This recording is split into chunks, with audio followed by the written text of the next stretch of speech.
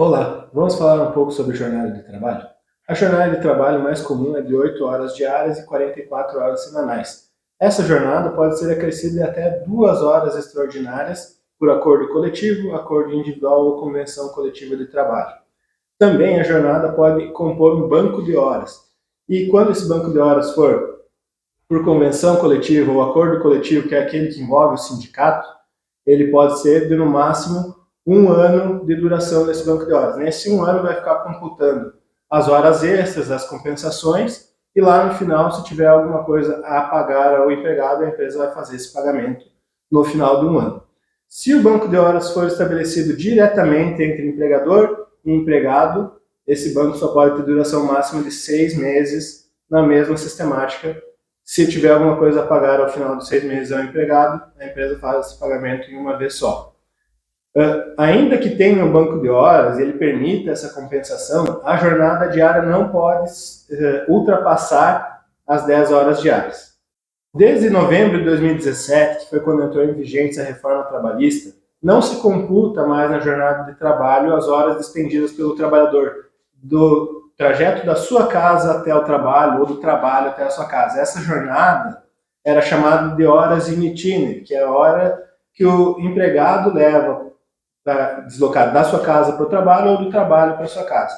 Hoje, independente da hipótese, independente do tempo que leve para o empregado chegar ao trabalho ou chegar em casa após o trabalho, não é mais computado na jornada de trabalho. Não existe mais como se cobrar isso da empresa, ainda que em uma ação judicial, porque a reforma trabalhista estabeleceu expressamente na CLT uma alteração que veda esse pagamento. Desde novembro de 2017, quando entrou em vigência a reforma trabalhista, não há mais como se cobrar do empregador o tempo de deslocamento do empregado de casa para o trabalho ou do trabalho para casa. Essas horas não compõem mais a jornada de trabalho.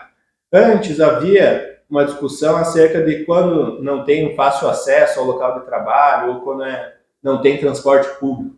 Mas hoje a CLT veda isso expressamente, por isso não tem mais como se cobrar esse tempo que se chamava de horas in itinere, por uma vedação expressa trazida pela reforma trabalhista.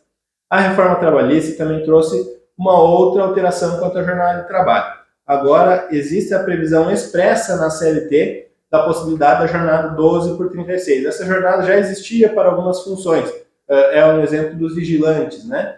Mas hoje existe na CLT essa jornada. O que é? É 12 horas de trabalho seguidas por 36 horas de descanso, de repouso. Nessas 36 horas, o empregado não pode ser convocado para trabalhar, ainda que em horas extras, sob pena de nulidade desse regime e pagamento de todas as horas extras a partir da 8ª hora diária. Esse é um entendimento que tem sido adotado no Tribunal Superior do Trabalho. Agora nós vamos falar de 3 modalidades de trabalho que não estão abrangidas pelo controle de jornada.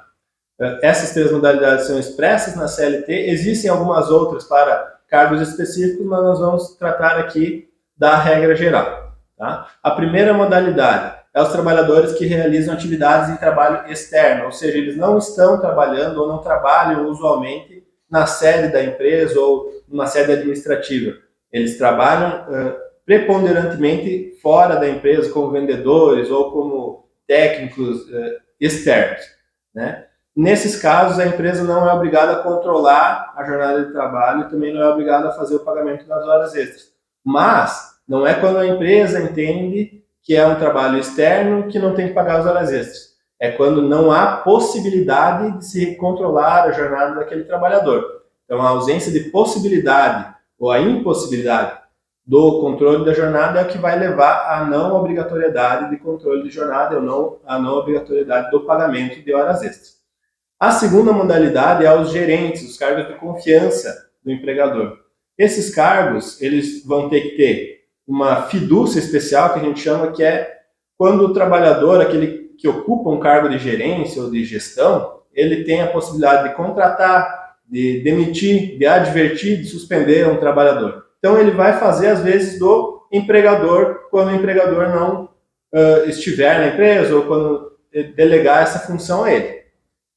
Para esse trabalhador, que é o gerente, que é o cargo de confiança, ele não vai ter controle de jornada. Mas o primeiro requisito para isso é que tenha esse poder de mando, esse poder de gestão.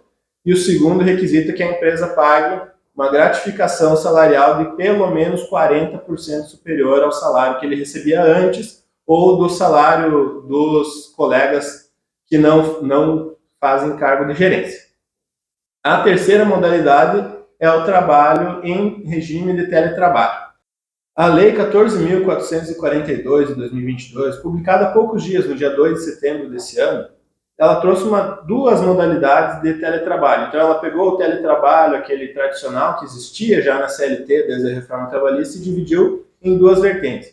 A primeira é o teletrabalho por produção ou por tarefa. Nessa modalidade de teletrabalho, o trabalhador vai executar aquelas tarefas dentro daquele prazo que lhe foi determinado pelo empregador e não precisa cumprir ou registrar uma jornada de trabalho. Então ele vai trabalhar até as 8 horas diárias, ou mais ou menos, dependendo de quantas tarefas ele tenha para aquele dia, para aquele período, e vai entregar e vai estar livre do controle de jornada. Essa era a regra geral que já existia na CLT, o teletrabalho sem controle de jornada. Mas agora existe uma nova modalidade, que é o teletrabalho por jornada.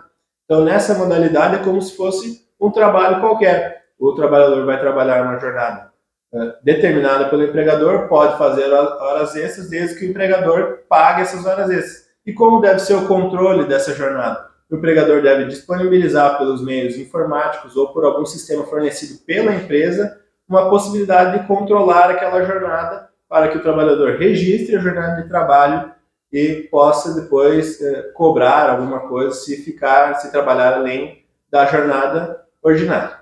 Então é isso. Ficou com alguma dúvida quanto ao controle de jornada, teletrabalho, atividades que não estão abrangidas pelo controle de jornada? Põe aqui nos comentários que a gente vai responder. Compartilhe esse vídeo e até o próximo.